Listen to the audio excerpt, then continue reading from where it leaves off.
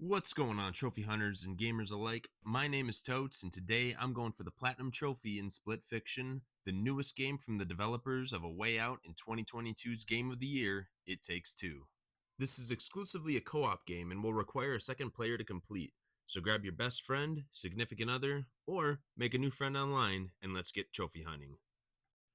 Our story begins with two unpublished writers, Mio, who is an avid sci-fi writer, and Zoe, who is a big-time fantasy fan, get an invitation to a company called Raider Publishing, where they may finally have their first big break to become published writers. Upon arrival, they discover they are going to be put into these bubble-looking things where they will be able to live out their stories that they've written. Now, Mio, who seems to be the only one with some sense to her, says screw it and tries to leave Lickety Split before getting into a tussle with the CEO of Mr. Raider himself, and falls into Zoe's bubble looking thing. It's at this point that we get to choose which character we want. I decide to pick Mio, and my buddy Swap Shop picks Zoe. I'll leave the link to his Twitch page in the description below. Okay, so here's the plot for the rest of the game. With Mio and Zoe now together in the same mind bubble thing, they are essentially stuck and alternate in between each other's stories. Mio has a heavy suspicion that the people over at Raider Publishing are up to no good. Is she right? Time will tell. After a semi-long tutorial, getting used to the controls and going through multiple stories for each writer, we finally arrive to our first trophy of the game. For those that played It Takes Two, there's a familiar looking elephant that you'll run into.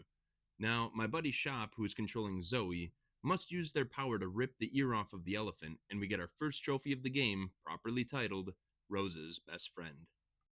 Shortly after this, we needed to backtrack a little as there's a floating ball that my buddy Shop picks up and chucks it at this glass bridge that people are walking on.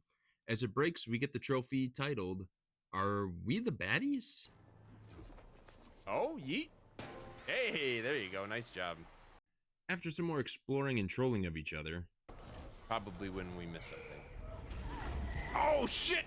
I didn't mean to do that, but it was funny as hell. my buddy and I come across our first side story of the game. Now, these are shown by very obvious glowing spheres throughout the world. There's a trophy we get later in the game for completing all of these, and there are 11 in total.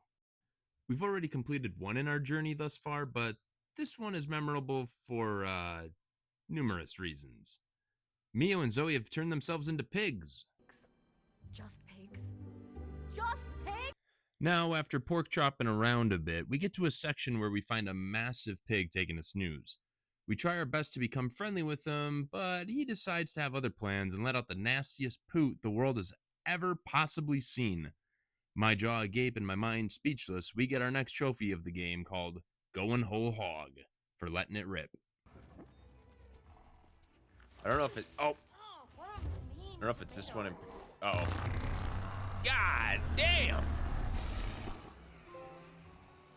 I'm going whole hog. Now, with some unresolved trauma, we press on until we find a nice friendly pig who has a nice brick house. He's super proud of what he built, and understandably so, but he's antagonizing us and we aren't allowed to come in.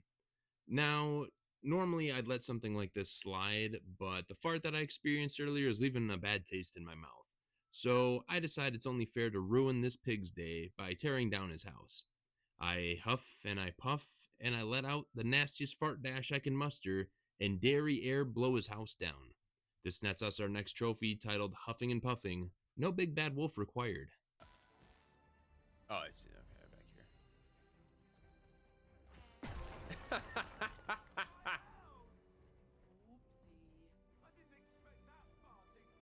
Next on our list, we have to hit this poor robot employee working the front desk of a hotel.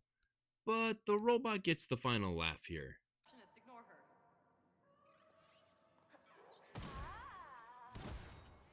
Sorry, not sorry. The customer is never. I try my best to become a motorcyclist, but have a few hiccups here and there.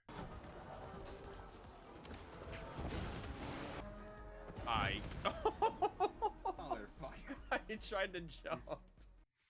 Yep. Probably a good idea that I don't go for my motorcycle license anytime soon. My bad driving aside, our next chapter has us back in one of Zoe's fantasy stories, where we can shapeshift into a few different creatures. So I have the ability to turn into like a King Kong looking thing and a shiny Vaporeon, while my buddy's shop can become Tinkerbell and Groot. This whole chapter is about breaking the curse of the Ice King, and we will stop at nothing to get it done. But first, we're going to do some swinging and enjoy ourselves. With me in monkey form and my buddy sitting on the swing, I decide to push my friend on the swing, leading to their death. This unlocks our next trophy of Friendly Push. Yeah. And Good he eye, seems good eye. a tiny bit eager to stop us from finding another one. That's an understatement. But at least now. Later on, we come across another side story, and this time we're contestants on a brand new game show. Now, all we have to do is simply carry this bomb from one side of the stage to another. Wait, you said bomb? Like bombs that blow up bomb? Yep, those bombs. And boy, did I suck at this. Honestly, I might have even been worse at this than I was driving the motorcycle. Oh, close. Holy shit!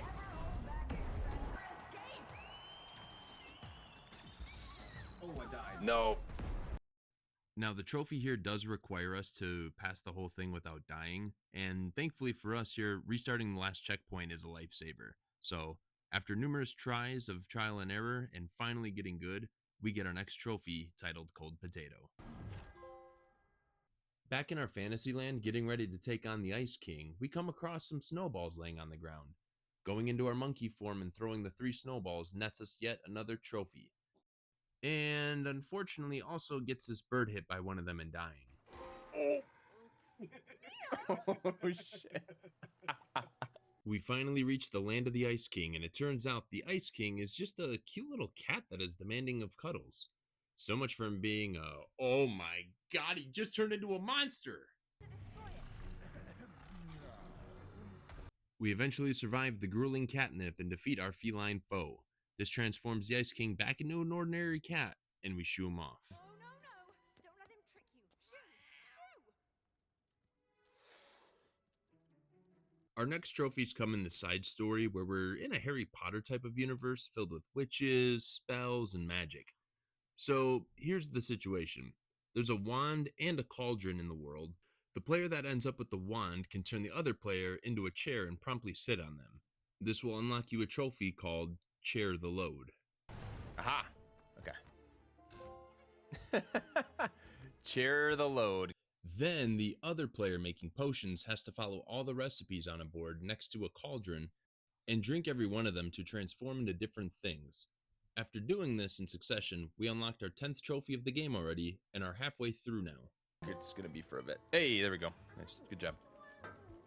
Not too long after this, we also get a trophy for finding a secret area in the mission we're currently on titled The Cake Is Not a Lie.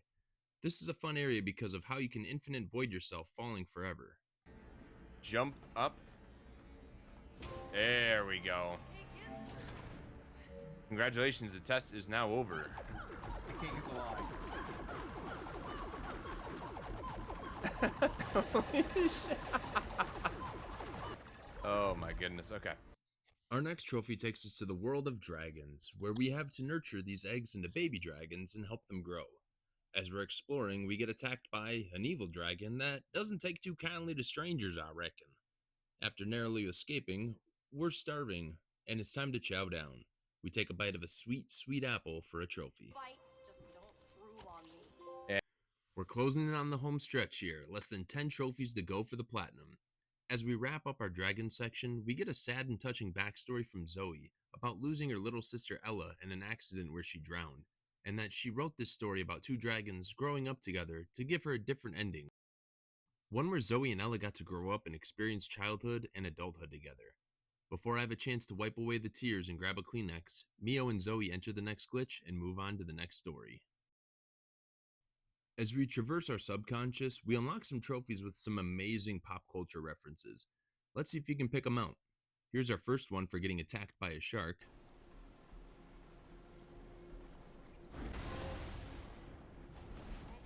Then shortly after that, we get a trophy for me shooting my buddy while he's hiding in a box.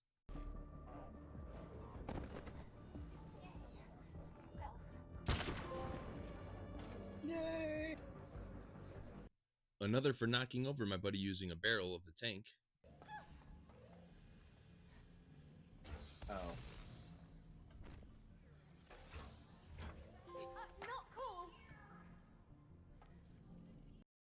And one last reference for me getting locked up having no way out.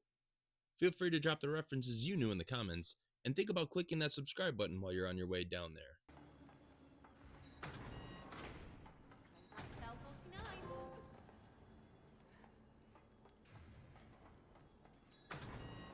So there's not too much left of the game here trophy-wise, and I'll break down the rest of the story for you pretty quickly.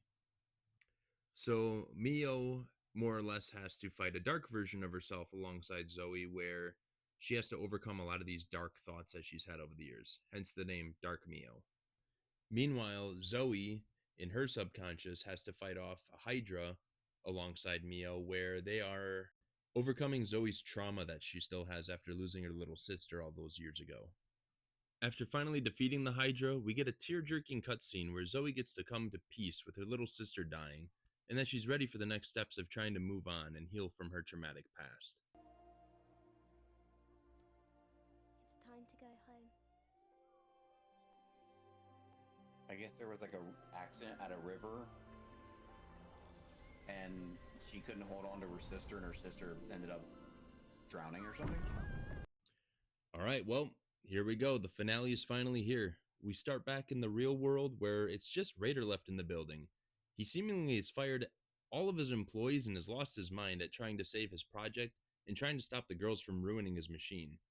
Like, legitimately, the dude has lost his freaking mind. Now, mind you, Raider this whole time has been using this technology of his to more or less steal creativity and ideas from these authors to use it for his own net gain. He finally breaks into the bubble that Mio and Zoe are both in, and we have ourselves a good old boss fight. You're just laying there.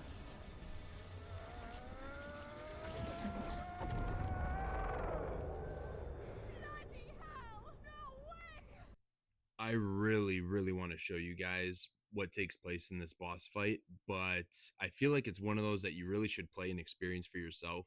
So we're not going to go over too much of how this boss fight unfolds. But seriously, if you guys have not played it, please do. Experience this for yourself, or if you really want to, look it up. But man, I cannot state enough how much you should play this game.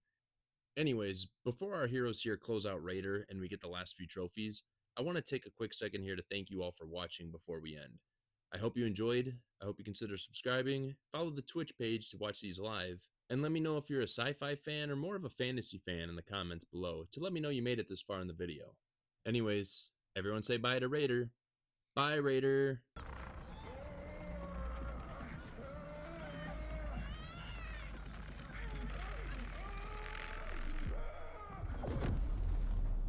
Did we just kill him? With the machine finally broken and our heroes finally free, we give each other a nice hug. We also give Raider a solid 8 out of 10 one-liner as we walk off with our new best friend. You ruined everything. Oh, shut up. Yeah, save it for the biography. Hey, let's get the hell out of here. Absolutely. The last scene of the game is yet another emotional one, with Mio visiting her dad's tombstone, who we learned was sick earlier in the game. Zoe gives Mio the first printed copy of their new published book titled Split Fiction, and Mio places it on her father's grave, telling him that she finally became a published author. Dad? I got published. As our two characters walk off into the literal sunset, we get one last story trophy here for completing the game, titled BFFs.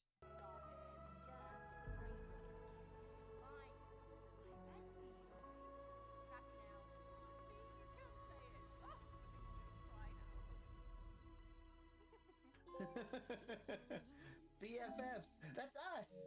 And that's it for the main story. But hey, this wasn't all about the story. This is about some daggone trophies. So we got a few more to get here.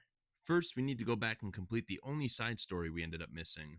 This ended up netting us the trophy titled Bookworms.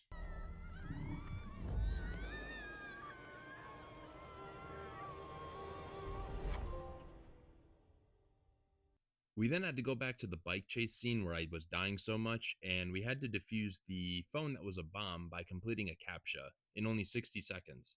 Now, this is probably the second hardest trophy of the game, besides the bomb one that I also struggled in earlier.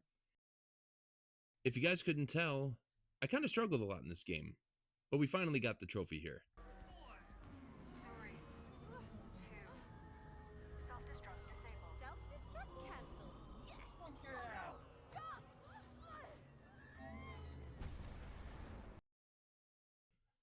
And lastly, there was a single bench we missed earlier in the game.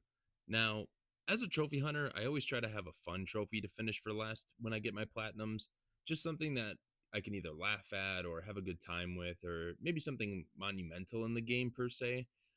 And while sitting on a bench may not feel like that in any way, shape, or form, I really couldn't have been happier with how it finished out because there's no denying this is a hell of a view right here. A tale of two besties. Hot cocoa would sure hit the spot right now.